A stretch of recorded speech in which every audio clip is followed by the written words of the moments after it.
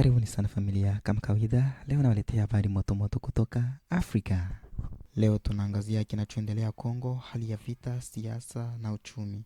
Kwanza, serikali ya Kongo imetangaza kuwa msemaji wa kundi la wahasla M23 Willy Ngoma ameuawa katika shambulio la drone lililofanywa na jeshi la taifa mashariki mwa nchi. Tukio hili limekamatwa kama hatua kubwa katika vita vinavyoendelea katika mkoa wa Nord Kivu, hasa karibu na mji wa Rubaya ambao ni eneo lenye rasilimali nyingi za madini kama coltan. Hii ni sehemu ya juhudi za jeshi la Kongo kupambana na wahasi na kujaribu kusitisha mashambulizi yanayoendelea kwa muda mrefu. Pamoja na hayo, kuna taarifa kwamba ukutaji wa kusisitisha mapigano chini ya usimamizi wa Gatari na Umoja wa Afrika unakaribia kuanza.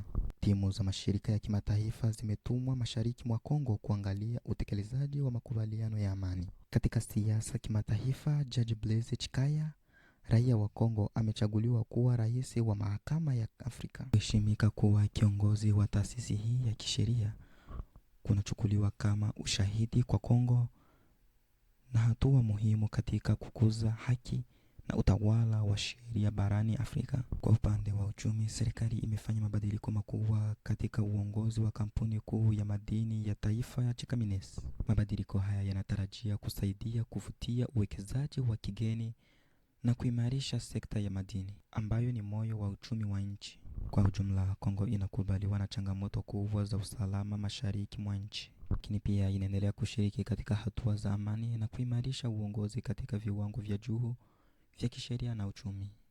Hiyo ndio habari tuliweza kupata kwa kutoka kwenye nchi ya Kongo kwa leo tarehe 24 za mwezi wa pili 2026.